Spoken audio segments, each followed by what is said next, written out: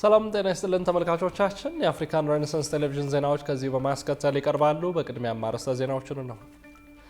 ግብጽ በምትጎራበታት የጋዛ ምድር ኢትዮጵያ ሰራዊቷን እንድታሰማራ ተጠየቀች።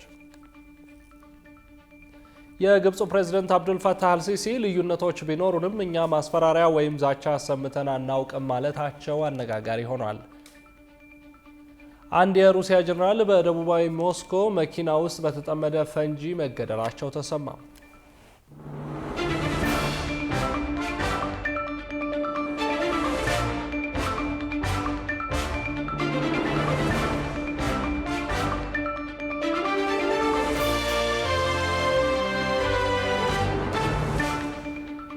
ወደ ተመልካቾቻችን በእያላችሁበት የዓለም ጥግ ሰላምታችን ይድረስ። ይህ የአፍሪካን ሬኔሳንስ ቴሌቪዥን የዜና ሰዓት ነው። የተመራረጡ ዜናዎቻችንን ወደ እናንተ እናደርሳለን። አብራችሁ እንድትሆኑ የምጋብዛችሁ ደግሞ የአብስራ ገዛኝ። ወደ ቀዳሚው ዜናችን ስናልፍ ግብጽ በምትጎራበታት የጋዛ ምድር ኢትዮጵያ ሰራዊቷን እንድታሰማራ ተጠየቀች። በአሜሪካው ፕሬዝዳንት ዶናልድ ትራምፕ የቀረበውና በተባበሩት መንግስታት ድርጅት የጸጥታው ምክር ቤት ተቀባይነት ያገኘው የጋዛ የሰላም እቅድ ከያዛቸው ነጥቦች አንዱ ጋዛ ዓለም አቀፍ ወታደሮችን ማሰማራት የሚለው ነው። ጽዮን ለይኩን ተከታዩን ዘገባ ታስመለክታችኋለች።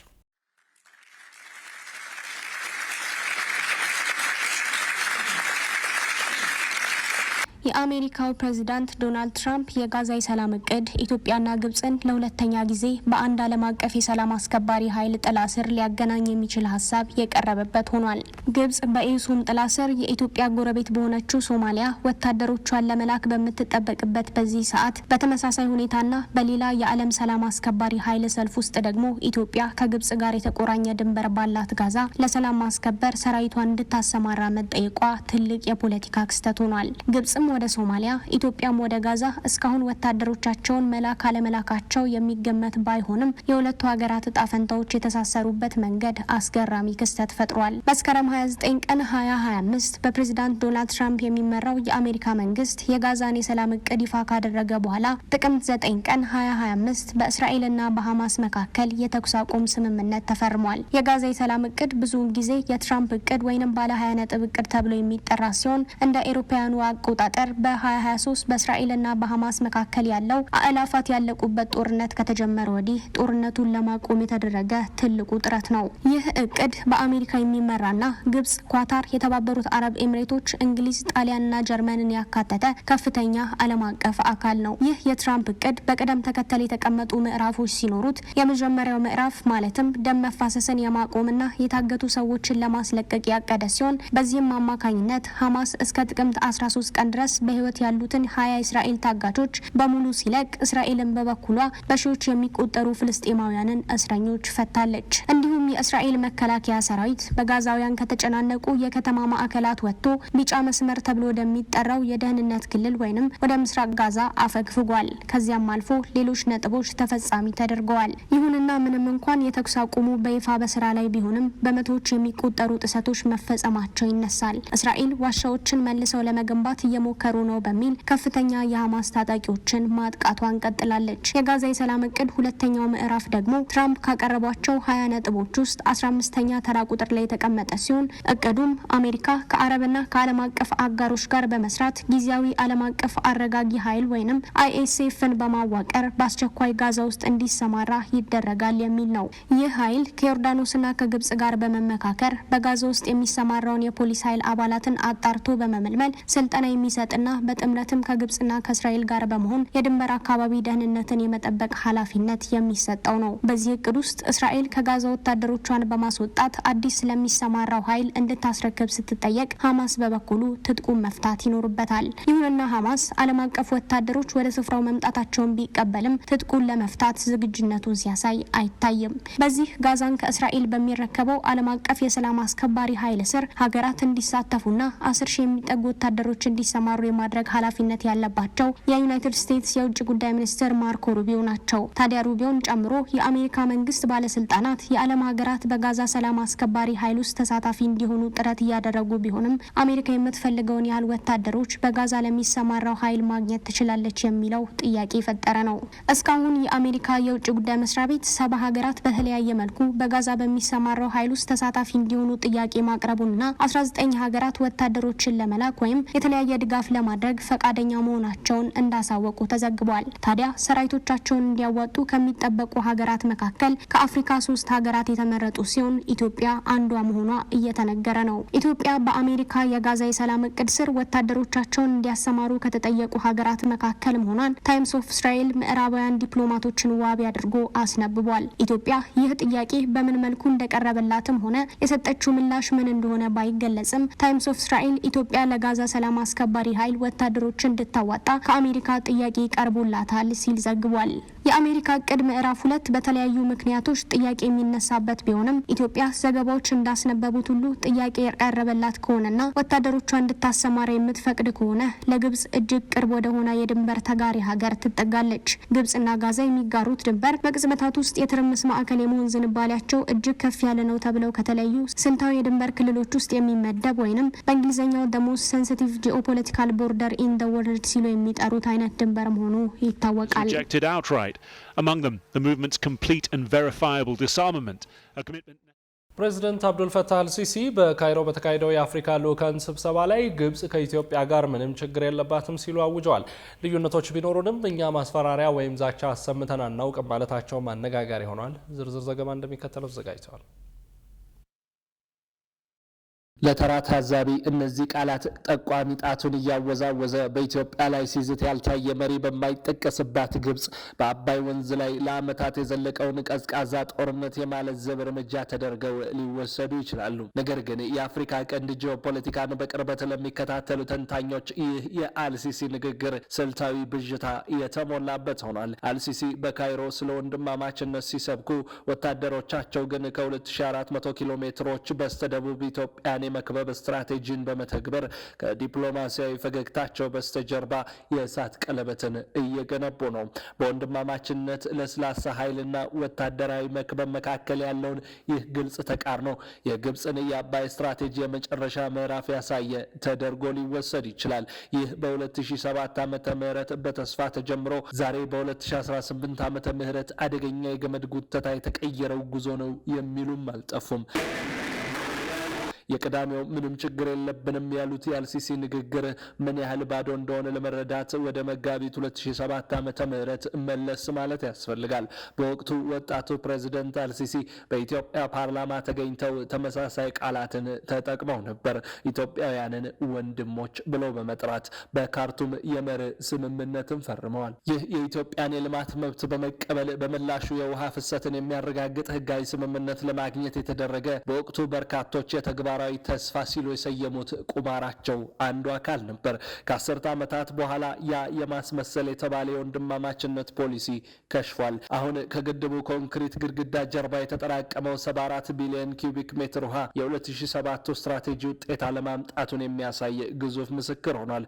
ዛሬ አልሲሲ ወንድማማችነት የሚለውን ቃል ሲጠቀሙ አገልግሎቱ ለሌላ ዓላማ ነው። ይኸውም ትኩረት ለማስቀየር ይመስላል። ፕሬዝደንቱ በካይሮ የሰላም ሰው መስለው ሲቀርቡ የግብጽ መከላከያ ሰራዊት ግን በአፍሪካ ቀንድ ወታደራዊ ጫናውን አጠናክሮ ቀጥሎበታል። ነሐሴ 2016 ዓመተ ምህረት ከሶማሊያ ጋር የተፈረመውን የመከላከያ ስምምነት ተከትሎ ካይሮ ወታደሮቿንና ከባድ የጦር መሳሪያዎቿን ወደ ሞቃዲሾ አጓጉዛለች። በአዲሱ የአፍሪካ ህብረት የድጋፍና የማረጋጋት ተልዕኮ ኤዩሶም ሽፋን የግብጽ ወታደሮች በኢትዮጵያ ምስራቃዊ ድንበር ላይ አይናቸውን ተክለው ሰፍረዋል። ከጣቢያችን አፍሪካ ሬኔሳንስ ልዩ እንግዳ ቴሌቪዥን ፕሮግራም ጋር ቆይታ ያደረጉት አምባሳደርና የምክር ቤት አባል ዲና ሙፍቲ ሶማሊያ ለዓመታት ስትታመስ የት ነበረች ያሏትን ግብጽ ወቅሰው አገራት ወዳጅ ካሉት አገር ጋር ወታደራዊ ግንኙነት መፍጠር ሉዓላዊ መብታቸው ቢሆንም በኢትዮጵያ ኪሳራ ላይ የተመሰረተ መሆን እንደሌለበት ይናገራሉ። ሶማሊያ በአልሸባብ ስትታመስ በነበረችበት ወቅት ሶማሊያ ተቆራርጣ የሶማሊያ ሰላም በደፈረሰበት ወቅት ግብጽ የት ነበረች? መቼ አንስታ ታውቃለች? ማንኛውም የኢትዮጵያ ጎረቤት ሀገር ከሩቅም ከቅርብም ካለው ሀገር ጋር የሚፈጥረው ወታደራዊ ዝምድና መብቱ ነው፣ ሉዓላዊ መብቱ ነው። ግን ይሄ በኢትዮጵያ ኪሳራ አለመሆኑን ብቻ ማረጋገጥ ነው። በዘርፉ ምሁራን አገላለጽ ይህ የመክበብ ዶክትሪን ነው። ግብጽ ግድቡን በቦምብ ማፍረስ እንደማትችል ታውቀዋለች። ምክንያቱም ግድቡ ሲፈርስ የሚለቀቀው ውሃ ሱዳንን ጠራርጎ ሊያጠፋት ስለሚችል ኢትዮጵያን በጂኦፖለቲካ ጫና ለማነቅ ተለዋዋጭ እቅዶችን መጠቀሟንም ቀጥላበታለች። ሶማሊያን በማስታጠቅና ኢትዮጵያ የባህር በር ለማግኘት የምታደርገውን ጥረት በመገደብ ካይሮ የጎረቤት ሀገራትን ሉዓላዊነት እንደ መሳሪያ መጠቀሙን ተመራጭ ስልቷ አድርገዋለች። ከአዲስ አበባ ለአልሲሲ የቅርብ ጊዜ ሰላም ጥሪ የሚሰጠው ምላሽም በከፍተኛ ጥርጣሬ የተሞላ ነው። የኢትዮጵያ ባለስልጣናት ይህንን ምንም ችግር የለብንም የሚል ንግግር እንደ እውነታን የማድበስበስ ወይም ጋዝ ላይቲንግ ስራ አድርገው ነው የሚመለከቱት። ግብጽ ራሷን እንደ ምክንያታዊና ሰላም ወዳድ፣ ኢትዮጵያን ደግሞ እንደ ብቸኛ ችግር ፈጣሪ አድርጋ ለዓለም ለማቅረብ የምታደርገው ጥረቷ አንዱ አካል ነው ብለውም ያምናሉ። ስማቸውን መግለጽ ያልፈለጉ አንድ የኢትዮጵያ ከፍተኛ ዲፕሎማት ለጣቢያችን እንደገለጹት ቅዳሜ ዕለት ወንድሞች ይሉናል፣ እሁድ ደግሞ ለጠላቶቻችን ጥይት ይልካሉ። እኛ አሁን ንግግር መስማት ትተናል፣ የምናየው እውነታውን ነው ብለዋል። እውነታው ደግሞ የሚያሳየው ግብጽ የባህር በር እንዳናገኝ እያደረገች ያለውን ስውር ጥረት ሌላኛው አካል እንደሆነ ነው ይላሉ። ለጠቅላይ ሚኒስትር አብይ አህመድ መንግስት በሞቃዲሾ ያረፉት የግብጽ ሲ-130 የጦር አውሮፕላኖች ድምጽ በካይሮ ከሚደረግ ማንኛውም ንግግር ጎልቶ የሚሰማ ይመስላል። መንግስት የግብጽን በሶማሊያ ጣልቃ መግባት እንደ ሰላም ማስከበር ሳይሆን የአፍሪካን ቀንድ በማተራመስ የኢትዮጵያን በውሃው ጉዳይ እንድትበረከክ ለማድረግ የተሸረበ ሴራ አድርጎ ስለመመልከቱ በልዩ ልዩ መልኮች ሲገልጽ ቆይቷል። ከ2007 እስከ 2018 የነበሩት 11 ዓመታት ሂደት ለካይሮ አንድ መራር እውነትን ያስተምረዋል ይላሉ ብዙዎች። ታሪካዊ የበላይነትን ፍለጋዋ መሬት ላይ ያለውን እውነታ መቀልበስ እንደማይችል፣ አባይ አሁን የግብጽ ብቻ የግል ንብረት አይደለም፣ ወደ አዲስ አበባ የተላከውና ወንድማማችነትን ሽፋን ያደረገው መልእክት የትብብር ጥሪ አይመስልም፣ በፈገግታ የተሸፈነ ማስጠንቀቂያ እንጂ። እኛ ከእናንተ ጋር ምንም ችግር የለብንም፣ ነገር ግን አሁን ጓሯችሁ ድረስ መምጣታችንን እንዳትረሱ የሚሉ ይመስላል። አንድ የሩሲያ ጀነራል በደቡባዊ ሞስኮ መኪና ውስጥ በተጠመደ ፈንጂ መገደላቸው ተሰማ። በሌላ ዜና በናይጄሪያ ከትምህርት ቤት ተወስደው ከነበሩ ተማሪዎች ውስጥ ሳይመለሱ የቀሩት 130 ታጋቾች መለቀቃቸውን ኤፍፒ ዘግቧል። የውጭ ትንታኔና ዓለም አቀፍ ጉዳዮች ዘጋቢያችን ቃል ኪዳን ይጥና ጉዳዩን በዝርዝር ተመልክቶታል።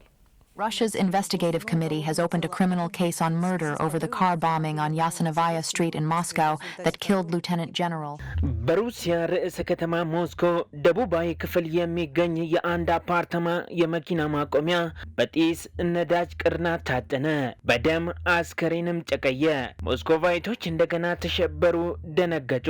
ሟቹ ጀነራል በሩሲያ ጦር ጠቅላይ መምሪያ የኦፕሬሽናል ስልጠና ክፍል አዛዥ የነበሩት የ56 ዓመቱ ሌተናንት ጀነራል ፋኒል ዛቫሮቭ ናቸው አሉ። በጀነራሉ መኪና ላይ ቦምቡን ያጠመደው ሰውም ሆነ ሰውየውን ያዘመተው ወገን ማንነት እስካሁን በውል አልታወቀም። የሩሲያ መገናኛ ዘዴዎች በስም ያልጠቀሷቸውን የሀገሪቱን የጸጥታ ባለስልጣናት ጠቅሰው እንደዘገቡት ግን ጥቃቱን ያቀነባበሩት የዩክሬን የደህንነት ሰዎች ሳይሆኑ አይቀሩም። ለወደፊቱ ጥብቅ ቁጥጥር እንዲደረግ ያዘዙት ፕሬዝዳንት ቭላዲሚሮቪች ፑቲን ግን ጸጥታ አስከባሪዎቻቸውን ነው የወቀሱት።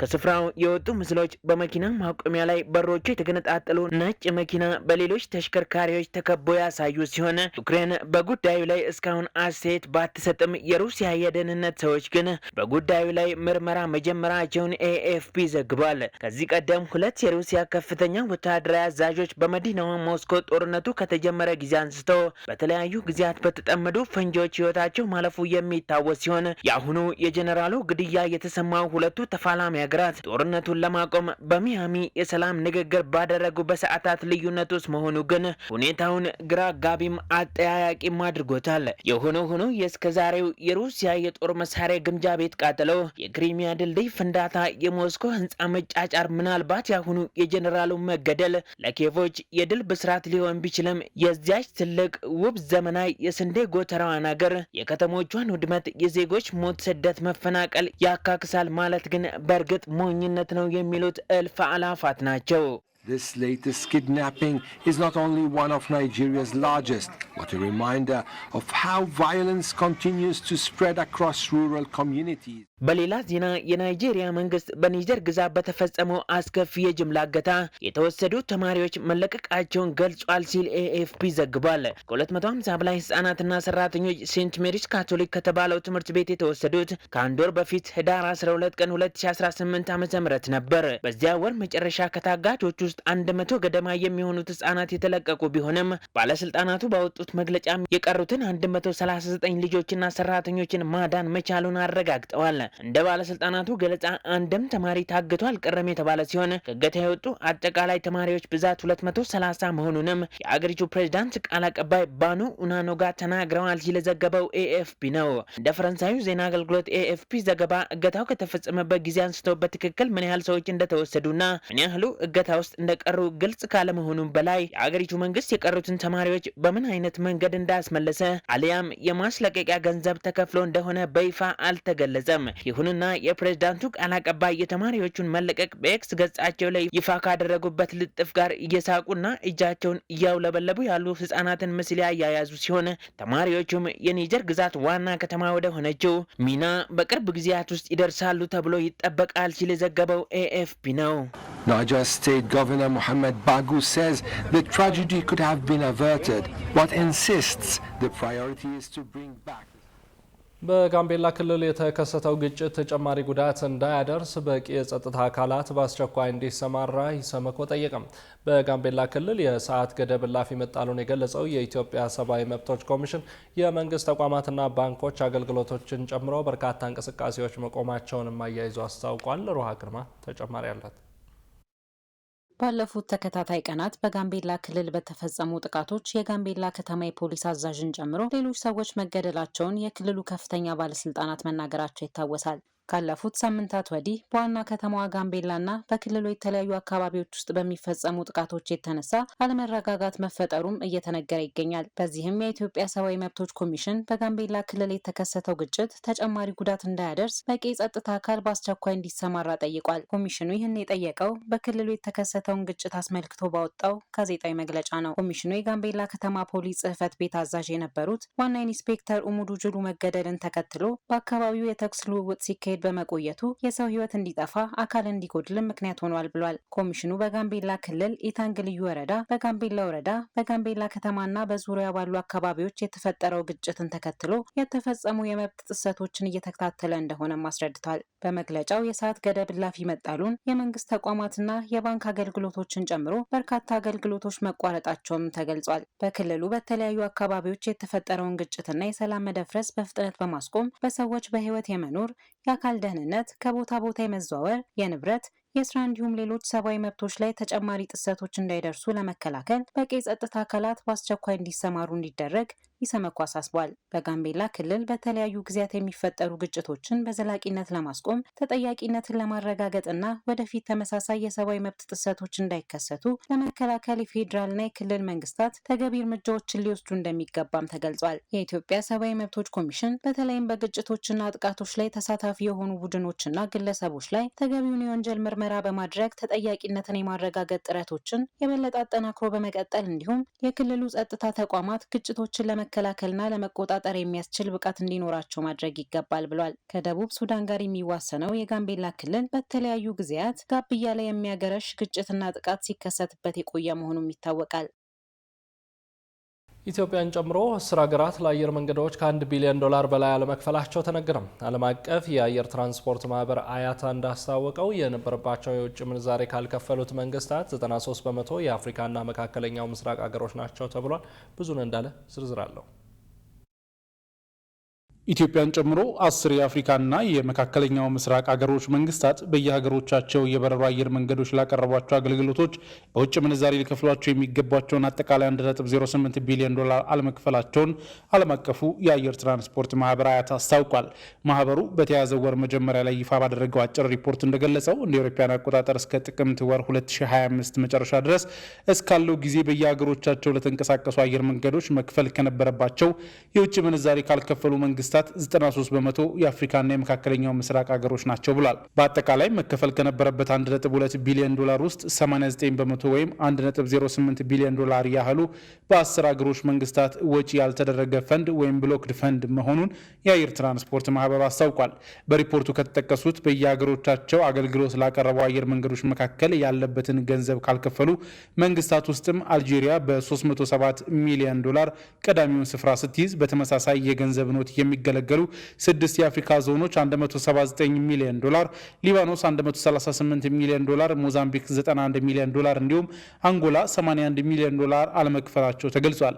በተጨማሪም ኤርትራ 78 ሚሊዮን ዶላር፣ ዚምባብዌ 67 ሚሊዮን ዶላር፣ ኢትዮጵያና ፓኪስታን ደግሞ እያንዳንዳቸው 54 ሚሊዮን ዶላር እንዲሁም ባንግላዴሽ 32 ሚሊዮን ዶላር ለአየር መንገዶቹ ባለመክፈላቸው የስም ዝርዝራቸው ተካቷል። መንግስታቱ ለአየር መንገዶቹ በውጭ ምንዛሬ መክፈል ይገባቸዋል የተባሉት ገንዘቦች የአየር ትራንስፖርት አገልግሎት ሰጪዎች በሀገሮች ውስጥ ለሸጡት የአውሮፕላን ጉዞ ትኬት ሽያጭ፣ ካርጎ የማጓጓዝ አገልግሎት እንዲሁም በሀገሮቻቸው ውስጥ ላቀረቡት ተያያዥ የአቪዬሽን አገልግሎቶች መሆኑን ዓለም አቀፉ የአየር ትራንስፖርት ማህበር ጠቁሟል። በተለመደው አሰራር መሰረትም መንግስታቱ የአገልግሎት ክፍያዎቹን በዶላር ለውጠው ለአየር መንገዶቹ ዋና መስሪያ ቤት መፈጸም እንደሚገባቸው ተገልጿል። እንደ ዓለም አቀፉ ማህበር ማብራሪያ ከሆነ አብዛኛውን ጊዜ መንግስታት የዶላር ክፍያውን ሳይፈጽሙ የሚቆዩት በሀገሮች ውስጥ የሚገኙ የውጭ ምንዛሬ ክምችት በቂ አለመሆን፣ መንግስታት ወይም ማዕከላዊ ባንኮች ተፈጻሚ የሚያደርጓቸው ገደቦችና ሬስትሪክሽኖች እንዲሁም እጅግ እየተጓተቱና ከፍተኛ ቁጥጥር ገደብ ያለባቸው የክፍያ ማጽደቅ ሂደቶች ምክንያት መሆናቸውን ጠቅሷል። ኢትዮጵያ ለምን 54 ሚሊዮን ዶላር መክፈል እንዳልቻለች ጥያቄ የቀረበለት የኢትዮጵያ አየር መንገድ ግሩፕ ክስተቱ እንግዳና የሚያሰጋ አለመሆኑንና ኢትዮጵያን በተመሳሳይ በሌሎች ሀገሮች ያላት የውጭ ምንዛሬ እስካሁን ያልከፈሏት መንግስታት መኖራቸውን ገልጸዋል። የኢትዮጵያ አየር መንገድ ግሩፕ ዋና ስራ አስፈጻሚ አቶ መስፍን ጣሰው የወቅቱን በጀት ዓመት የስራ አፈጻጸም አስመልክተው መግለጫ በሰጡበት ወቅት ከተለያዩ አፍሪካ ሀገሮች ያልሰበሰቡት ገንዘብን አስመልክቶ በሰጡት ማብራሪያ ይህ በብዙ የአፍሪካ ሀገሮች ትልቅ ችግር ነበር። በአንድ ወቅት ከ200 ሚሊዮን ዶላር በላይ የውጭ ምንዛሬ በየሀገሩ ተይዞብን ነበር። መጠኑ ቢቀንስም ነገር ግን አሁንም አሳሳቢ ጉዳይ ነው ማለታቸው አይዘነጋም። አየር መንገዱ ከኤርትራ ያሰባሰበውንና ሪፖርት የተደረገውን 2.5 ሚሊዮን ዶላር በተመለከተ ለቀረበላቸው ጥያቄም ዋና ስራ አስፈጻሚው በሰጡት ምላሽ አዎ ኤርትራ ውስጥ ገንዘብ አለን፣ ያልተከፈለን በዶላርም በሀገራቸውም ገንዘብ ነው። ብዙ ጊዜ ዶላሩ ይወጣል፣ የሀገራቸው ገንዘብ ግን በቀላሉ ያወጣም። እዚህ ላይም ረዘም ላለ ጊዜ የቆየ ነው። እሱን በሁለት ሀገሮች መካከል በሚኖረው ስምምነት መሰረት የሚወሰን ይሆናል ማለታቸው ይታወሳል።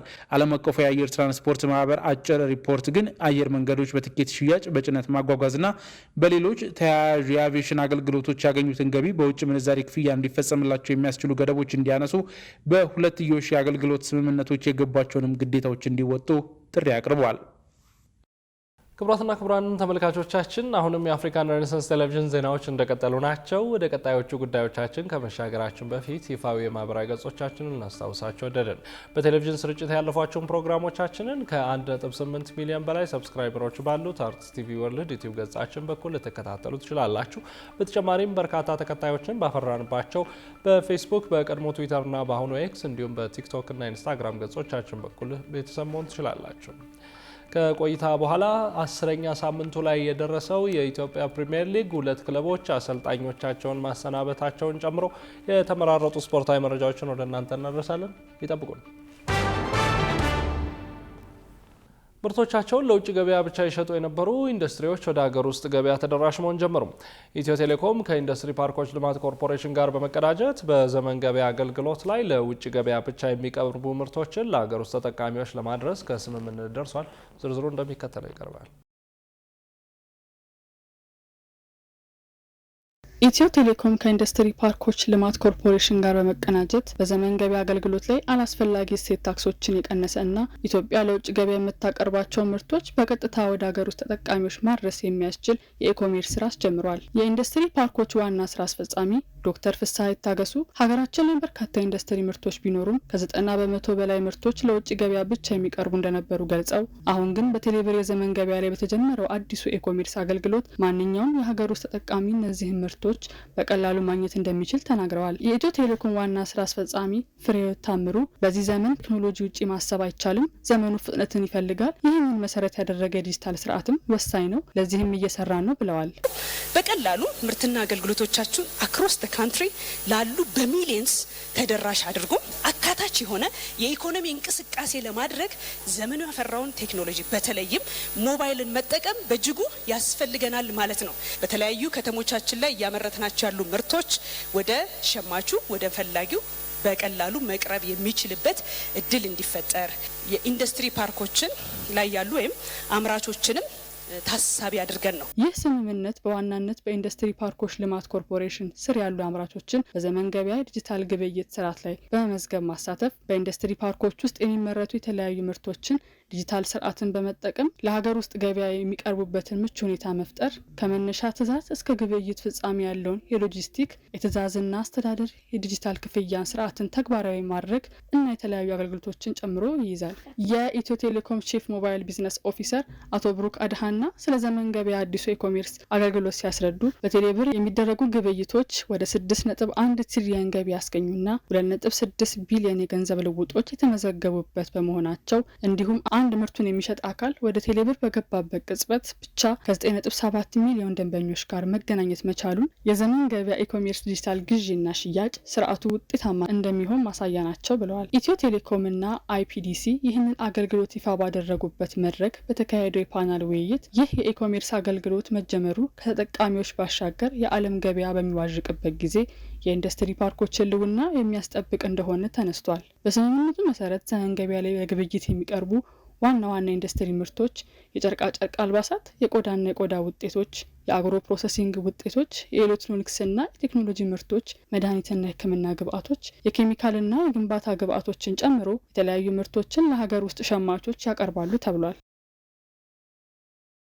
ክቡራን ተመልካቾቻችን አሁን በ17ኛ ሳምንት የእንግሊዝ ፕሪሚየር ሊግ በሳምንቱ ተጠባቂ ጨዋታ ሊቨርፑል ሁለት ተጫዋቾቹን በቀይ ካርድ ያጣውን ቶተንሃምን ማሸነፉን ጨምሮ የተመራረጡ ስፖርታዊ መረጃዎችን ወደ እናንተ የምናደርስበት ሰዓት ላይ ደርሰናል። ስፖርታዊ መረጃዎቹ ባልደረባችን ዮናስ ግርማ ወደ እናንተ ይደርሳሉ። ከመረጃዎቹ ጋር መልካም ቆይታ።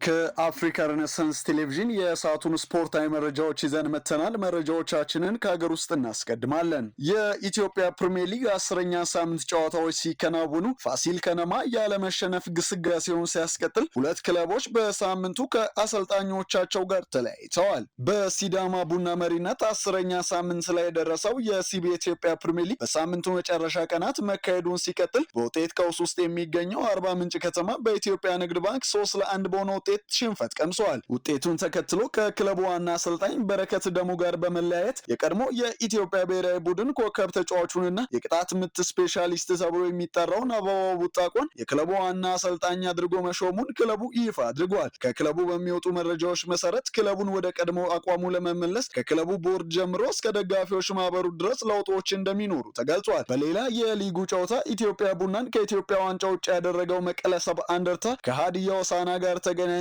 ጨዋታውን እየመራ ቢቆይም የኋላ በተቆጠሩበት ሁለት ግቦች ለመሸነፍ ተገደዋል። በውድድር ዓመቱ ምንም አይነት ድል ያላስመዘገቡት ሞአማ ናብስ ከአርባ ምንጭ ከተማዎች ጋር በተመሳሳይ ከአሰልጣኛቸው ጋር የተለያዩ ሲሆን አሰልጣኝ ጌታቸው ዳዊትን በማሰናበት ከዚህ በፊት ኢትዮጵያ ቡናን ጨምሮ በበርካታ የሊጉ ክለቦች ያሰለጠነው አንጋፋው አሰልጣኝ ጸጋዬ ኪዳነ ማርያምን መቅጠራቸውን ክለቡ ይፋ አድርጓል። ሌሎች ጨዋታዎችም ሲደረጉ ወላይታ ዲቻ ሸገር ከተማንና ሐዋሳ ከተማ ኢትዮጵያ መድንን ማሸነፍ ሲችሉ ምድረገነት ሽረ ከባህር ዳርና ውልዋሎ አዲግራት ዩኒቨርሲቲ ከኢትዮጵያ ቡና ያደረጉት ጨዋታ በአቻ ውጤት ተጠናቋል። በሳምንቱ ከተደረጉት ጨዋታዎች መካከል ፋሲል ከነማ ኔጌሌ አርሲን ገጥሞ 1-0 ማሸነፍ የቻለበት ጨዋታ ሲጠቀስ በጨዋታው ላይ የፋሲል ከነማ ወንበል ምኞት ደበበ አወዛጋቢ ቀይ ካርድ አይቶ ከጨዋታው ለመሰናበት ተገደዋል።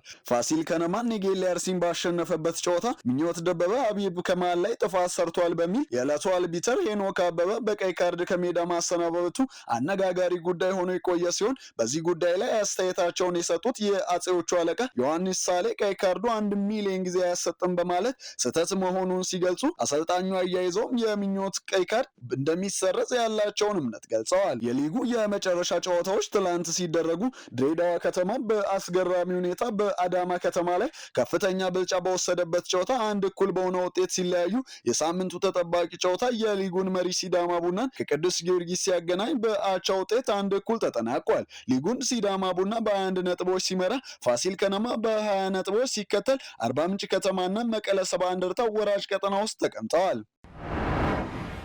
35ኛው የአፍሪካ ዋንጫ በሞሮኮ አስተናጋጅነት ትላንት ምሽት በይፋ ጅማሮውን ሲያደርግ በመክፈቻው ጨዋታ ሞሮኮ ውድድሩን በድል ጀምረዋል። በሞሮኮ አስተናጋጅነት የሚካሄደው 35ኛው የአፍሪካ ዋንጫ በመክፈቻ ስነ ስርዓቱ ላይ የተለያዩ ዝግጅቶች የተካሄዱበት ሲሆን በዝግጅቱ ላይ የሞሮኮን ልዑል ጨምሮ በርካታ ጥሪ የተደረገላቸው እንግዶች መታደም ችለዋል። በምሽቱ የመክፈቻ ጨዋታ በልዑል ሞሌ አብደላ ስቴዲየም በርካታ ደጋፊዎች ታጅባ ኮሞሮስን የገጠመችው አዘጋጁ ሀገር ሞሮኮ 2-0 በሆነ ውጤት አሸንፋ በድል ጀምራለች። የሪያል ማድሪዱ ተጫዋች ብራሂም ዲያዝ እና አዩብ አልካቢ የሞሮኮን ማሸነፊያ ግቦች ማስቆጠር ችለዋል። በተለይ አልካቢ ያስቆጠራት የመቀስ ምት ግብ ምናልባት የውድድሩ ምርጥ ግብ ልትሆን እንደምትችል ብዙዎች ቅድመ ግምታቸውን አስቀምጠዋል። ምድብ 1 ላይ የተደለደለችው አዘጋጁ ሀገር ሞሮኮ ዋንጫውን የማሸነፍ ቅድመ ግምት ያገኘች ሲሆን በቀጣይም ማሊን እንደምትገጥም ተገልጿል። በተያያዘ ዜና ከውድድሩ በፊት በተሰጠ መግለጫ የአፍሪካ ዋንጫ በየ4 ዓመቱ ሊካሄድ መሆኑ ተነግሯል። ከ2027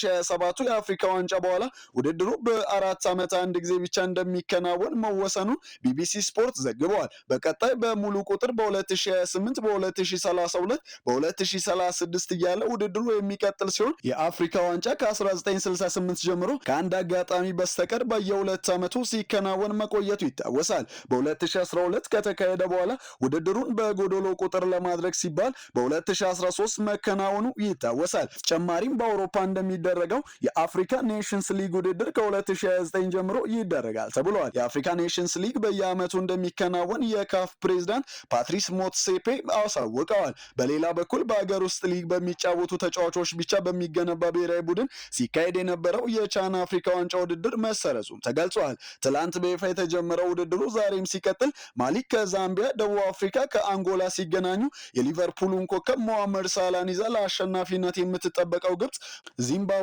የምትገጥም ይሆናል። የእንግሊዝ ፕሪሚየር ሊግ 17ኛ ሳምንት ጨዋታዎች ሲከናወኑ ሊቨርፑል ተፈትኖ ቶተናምን ማሸነፍ ሲችል ማንቸስተር ዩናይትድ በበኩሉ በቪላ ፓርክ ሽንፈት አስተናግዷል። በ17ኛ ሳምንት የእንግሊዝ ፕሪሚየር ሊግ ቼልሲ ከሜዳው ውጭ ወደ ሴንት ጄምስ ፓርክ በማቅናት ከኒውካስትል ዩናይትድ ጋር ያደረገውን ጨዋታ 2-2 በሆነ አቻ ውጤት አጠናቋል። የኒውካስትል ዩናይትድን ሁለቱንም ግቦች አዲሱ ፈራሚ ኒክ ቮልትማደ ሲያስቆጥር ሬስ ጄምስ እና ጆ ፔድሮ ቼልሲን ከሽንፈት የታደጉ የአቻነት ግቦችን ከመረብ አሳርፈዋል። አሌክሳንደር አይዛክን በመተካት ሴንት ጄምስ ፓርክ የደረሰው ጀርመናዊ ግዙፍ አጥቂ ኒክ ቮልትማደ በሊጉ 7ኛ ጎሉንም ማስቆጠር ችሏል። ማንቸስተር ሲቲ በበኩሉ ዌስትሃም ዩናይትድን በሜዳው አስተናግዶ 3-0 በሆነ ውጤት በማሸነፍ ከአርሴናል ጋር ያለውን ፉክክር አጠናክሮ ቀጥሏል። በኢታድ ስታዲየም በተደረገው ጨዋታ ኤርሊንግ ብሮት ሃላንድ 2 ግቦችን ሲያስቆጥር ቲጃን ራይንደርስ በበኩሉ የሲቲን ተጨማሪ ግብ ከመረብ አሳርፈዋል። በሌላ የ17ኛ ሳምንት ተጠባቂ ጨዋታ ሊቨርፑል ቶተንሃም ስፐርስን 2-1 በሆነ ውጤት በማሸነፍ ደረጃውን ወደ 5ኛ ከፍ አድርጓል። ከሜዳው ውጭ ጨዋታውን ላደረገው የሜርሲሳይዱ ክለብ አዳዲሶቹ ፈራሚዎች አሌክሳንደር አይዛክ እና ሁጎ ኢኪቲኬ ግቦችን ሲያስቆጥሩ ተቀይሮ የገባው አሌክሳንደር አይዛክ የመጀመሪያ ግቡን ካስቆጠረ በኋላ ጉዳት አስተናግደው ከሜዳ ለመውጣት ተገደዋል። ተከታታይ ሽንፈቶችን እያስተናገደ የሚገኘው ቶተንሃም 2 ተጫዋቾችን በቀይ ካርድ ያጣ ሲሆን ዣቪ ሲሞንሰንን በ33ኛው ደቂቃ እንዲሁም በባከነ ሰዓት ደግሞ አምበሉን ክርስቲያን ሮሜሮን በቀይ ካርድ አጥተዋል። ለቶተንሃም ስፐርስ ከሽንፈት ያልታደገችውን ብቸኛ ግብ ብራዚላዊ የፊት መስመር ተጫዋች ሪቻርልሰን ከመረብ ማሳረፍ ችሏል። የሰሜን ለንደኑ ክለብ በሜዳው ካደረጋቸው ያለፉት 8 ጨዋታዎች ማሸነፍ የቻለው አንዱን ብቻ ሲሆን በሊጉም በ13ኛ ደረጃ ላይ መቀመጥ ችሏል። በሌላ ተጠባቂ 17ኛ ሳምንት የእንግሊዝ ፕሪሚየር ሊግ መርሃ ግብር አርሴናል ኤቨርተንን አስተናግዶ 1-0 በሆነ ጠባብ ውጤት አሸንፏል። በሂል ዲኪንሰን ስታዲየም በተደረገው ጨዋታ ቪክቶር ዮኬሬሽ በፍጹም ቅጣት ምት የአርሴናልን ብቸኛ የማሸነፊያ ግብ አስቆጥረዋል። ከጨዋታው ወሳኝ 3 ነጥብ ያገኙት መድፈኞቹ ለሰዓታት በማንቸስተር ሲቲ የተወሰደባቸውን የሊጉን መሪነት ዳግም በማስመለስ በ39 ነጥቦች ሊጉን በበላይነት እየመሩ ይገኛሉ። በሳምንቱ ተጠባቂ ከነበሩት መርሃ ግብሮች መካከል አንደኛው በቪላ ፓርክ ሲደረግ ማንቸስተር ዩናይትድ በአስቶን ቪላ 2-1 በሆነ ውጤት ተሸንፏል። በቪላ ፓርክ በተደረገው ጨዋታ ሞርጋን ሮጀርስ የአስቶን ቪላን ሁለቱንም የማሸነፊያ ግቦች ሲያስቆጥር ማቲያስ ኩኛ ደግሞ ማንቸስተር ዩናይትድን ከሽንፈት ያልታደገች ብቸኛ ግብ ከመረብ አሳርፈዋል። በሁሉም ጨዋታዎች በታሪኩ ለመጀመሪያ ጊዜ 10ኛ ተከታታይ ድሉን ያስመዘገበው አስቶን ቪላ በ36 ነጥቦች 3ኛ ደረጃ ላይ መቀመጥ ችሏል። በጨዋታው አምበሉ ብሩኖ ፈርናንዴዝ የጡንቻ መሳሳብ ጉዳት አጋጥሞት ተቀይሮ የወጣ ሲሆን ጉዳቱም ለአንድ ወር አካባቢ ከሜዳ ሊያርቀው እንደሚችል ተገልጿል። በውድድር ዓመቱ ለ7ኛ ጊዜ ሽንፈት የቀመሰው ማንቸስተር ዩናይትድ በ26 ነጥቦች 7ኛ ደረጃ ላይ መቀመጥ ሲችል የ17ኛ ሳምንት የእንግሊዝ ፕሪሚየር ሊግ የመጨረሻ ጨዋታ ዛሬም ቀጥሎ ሲደረግ ምሽት 5 ሰዓት ላይ ፉላም በክራቨን ኮቴጅ ኖቲንግሃም ፎረስትን የሚያስተናግድ ይሆናል። ወደ ተመልካቾቻችን የአፍሪካን ሬኔሳንስ ቴሌቪዥን የሰዓቱ ዜናዎች የተከታተላችሁትን ይመስሉ ነበር። ስለሰጣችሁን ጊዜ ከልብ እያመሰገንን ከዜናዎቹ ጋር የአብስራ ገዛይን ቆይታ አድርጌያለሁ። ከቀሪ ጣቢያችን ዝግጅቶች ጋር መልካም ጊዜ ተመኘሁ።